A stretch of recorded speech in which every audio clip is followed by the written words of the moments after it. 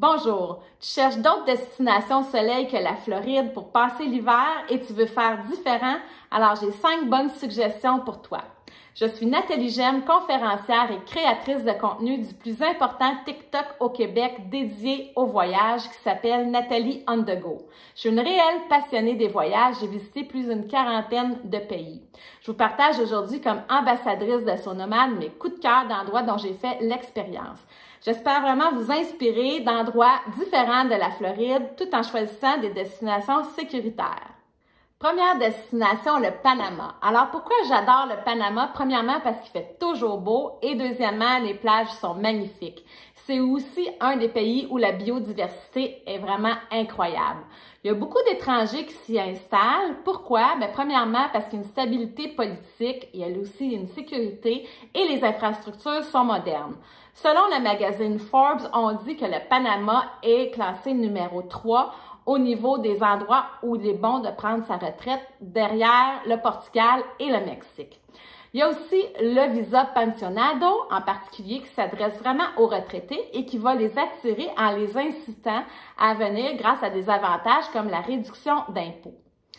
Au niveau de la sécurité, alors ça va très bien. Les agressions envers les touristes sont très rares. Il y a une région qu'on doit quand même savoir, qu'on doit éviter, c'est la région de Darien, qui est proche en fait de la Colombie, où se retrouvent les trafiquants de drogue. Alors on évite tout simplement cette région-là, mais le reste du pays, là, ça va très bien. Au niveau de la sécurité, on dit même que le Panama est plus sécuritaire que le Costa Rica. Et c'est pas moi qui le dis, si vous allez voir le site Numbeo ou Nation Master, c'est une statistique que l'on donne. Au niveau de la température, contrairement à l'Amérique centrale là, qui est plus au nord, ben il n'y a pas de problème d'ouragan ou de tremblement de terre. Alors ça, c'est une bonne nouvelle. Et la saison sèche, c'est de la mi-décembre à avril. La température, écoutez bien ça, de l'eau est toujours entre 24 et 30 degrés. Alors, quoi voir au Panama? Premièrement, la randonnée pédestre. J'ai adoré faire la randonnée, bien sûr, avec un guide. C'était dans la jungle, j'ai vu vraiment beaucoup d'animaux. Si vous êtes amateur de pêche, c'est une destination pour vous. Alors, Panama signifie en langue indigène abondance de poissons, donc à retenir. Et les plages, comme je vous ai mentionné au début, sont vraiment magnifiques. Si vous regardez sur la côte Caraïbe, il y a Bocas del Toro, il y a aussi la San Blas que vous pouvez aller voir là, les indigènes. Il y a le côté pacifique qui s'appelle, un endroit qui s'appelle Isla de Coiba, où j'ai fait le plus beau snorkeling au monde. Dans la même journée, écoutez bien ça, j'ai vu un requin, un dauphin, une tortue, une baleine, un crocodile, des étoiles de mer, plein de poissons.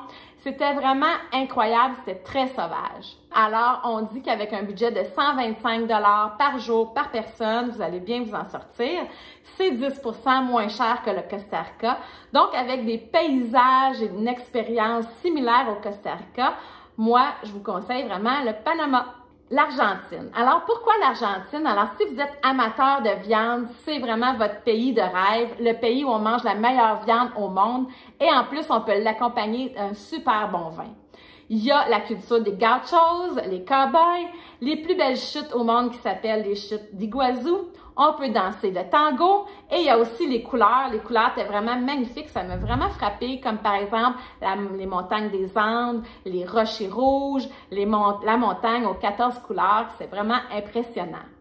Au niveau de la sécurité en Argentine, la sécurité, il n'y a pas vraiment de problème que c'est un des pays les moins dangereux d'Amérique latine. Il faut juste doubler de vigilance quand on va dans des grosses villes comme Buenos Aires ou Rosario. Au niveau de la température, c'est le contraire de l'Amérique du Nord. Donc, eux autres, leur été, c'est de la mi-décembre à avril. Et il faut savoir si vous voulez y aller en un seul voyage, visiter tout le pays, parce que c'est vraiment un long pays, un grand pays. Il faut privilégier les saisons intermédiaires, comme par exemple mars, avril, ou bien octobre et novembre. Et il faut retenir que la température va beaucoup varier, là, dépendamment où vous vous situez en Argentine. Quoi voir en Argentine? Alors moi, j'ai beaucoup aimé la ville de Buenos Aires parce que ça me rappelait l'Europe. Par exemple, les quartiers de San Telmo ou de La Boca avec ses maisons de bois et de tôle. Il y a des paysages exceptionnels. On peut voir des glaciers. Je parlais des belles couleurs de rochers rouges, des chutes qui sont incroyables. Vous pouvez aller faire de la randonnée en Patagonie. Faut savoir que l'Argentine n'est pas reconnue pour ses plages. Il y a quand même beaucoup d'autres choses à voir. Par exemple, un désert de cactus dans la région de Salta, un désert de sel qui s'appelle Salinas Grandes et aussi, c'est là qu'on mange les meilleures empanadas au monde. Parlant de bouffe, si tu as la chance de déguster un asado, qui est en fait un genre de barbecue avec des Argentins. Tu vas voir là, que c'est vraiment une tradition pour eux autres. Et en plus, le vin est vraiment pas cher. À 10 $ pour une bouteille, tu vas avoir un excellent vin. Et tu pourras aussi aller danser le tango ou aller voir ça. Donc, j'ai vraiment aimé cette expérience. Combien ça coûte l'Argentine? Ben, le coût de la vie est plus bas qu'au Canada. Mais si tu vas en Patagonie, il faut savoir que ça va te coûter 30% plus cher que dans le nord du pays. Il y a quand même une très forte inflation dans ce pays-là, donc tu dois voyager avec de l'argent US que tu vas apporter et changer ça en pesos là-bas. Le Mexique. Alors, le Mexique, c'est vraiment une destination que j'aime beaucoup, surtout pour la région du sud-ouest qui s'appelle le Yucatan. Alors, pourquoi j'aime cette région-là? Premièrement, pour ses plages, ses cénotes, les pyramides, la bonne bouffe mexicaine et ses super belles villes coloniales comme Mérida et Valladolid. Au niveau de la sécurité au Mexique, ben, il faut savoir que c'est une des régions les plus sûres du Mexique au niveau de la criminalité et de la délinquance. Vous allez voir, vous allez atterrir à Cancun, vous allez pouvoir louer une voiture sur place ou bien vous promener en bus, c'est très confortable. La température au Mexique, le meilleur moment pour y aller, c'est vraiment du mois d'octobre au mois de mai, qui est en fait la saison sèche. Qu'est-ce qu'on va voir dans cette région-là? La plage de Holbox. Alors, il faut absolument aller dans cette région-là. Vous allez voir, les eaux sont turquoises, le sable est vraiment fin. Vous allez pouvoir vous promener là, sur des bancs de sable en plein milieu de la mer. C'est vraiment incroyable. Et il n'y a pas d'algues sargasses, alors ça, c'est à retenir. Il y a les cités Maya, donc si vous aimez les pyramides, vous allez pouvoir voir Chichen Itza, il y en a vraiment plusieurs à voir dans la région. Des belles villes coloniales comme Valladolid et surtout les cénotes. Les cénotes, c'est quoi? C'est des bassins d'eau souterrains où on peut aller se baigner et on en compte environ 6000 dans la région du Yucatan. Au niveau du budget, vous allez voir que le Mexique, c'est pas tellement cher. On dit environ une centaine de dollars canadiens par personne avec une location de chambre de classe moyenne. Donc, une belle destination budget. Prochaine destination, l'Espagne. Alors, pourquoi j'aime l'Espagne? Mais premièrement, parce qu'il fait beau à l'année. C'est une région où le coût de la vie est quand même assez bas et c'est assez easygoing. Il y a un riche héritage historique, donc si vous aimez l'histoire, ben il faut savoir qu'il y a eu pendant 8 siècles la présence des morts, en fait, qui est l'influence musulmane, donc beaucoup de choses à voir. Mais il y a aussi des châteaux, des forteresses, des églises, des palais, beaucoup de choses à voir. Et les paysages, ben, on peut changer de style de paysage assez rapidement parce que les distances sont courtes. Alors, vous allez passer du désert à la montagne, à la plage, aux lagunes assez rapidement. Au niveau de la température, ben, c'est un climat agréable toute l'année. Il y a de 300 à 320 jours de beau temps par année. Et même l'automne et l'hiver, c'est un des endroits les plus chauds d'Europe. Qu'est-ce qu'on voit en Espagne? Bien, premièrement, il faut s'arrêter dans la ville de Séville, qui est vraiment une ville 4 étoiles. Il y a aussi dans cette région-là la route des vins de Xérès, si vous aimez le vin. Évidemment, il y a des spectacles de flamenco. Il y a aussi les villages blancs, qui est dans cette région-là de Cadiz et de Malaga. Il y a les escapades gourmandes. Donc, si vous aimez la bonne bouffe, les tapas, ce qui est en fait des petits hors d'œuvre chauds ou froids, des poissons grillés, c'est vraiment le paradis. La randonnée pédestre aussi qu'on peut faire dans cette région-là et évidemment les plages. Et j'ai beaucoup aimé, par exemple, le village de Nera qui est vraiment un village où la plage, les eaux sont vraiment cristallines. Combien ça coûte l'Espagne? Bien, le coût de la vie a augmenté un peu ces dernières années, mais c'est relativement bas comparément à l'Europe, si on compare à l'Europe.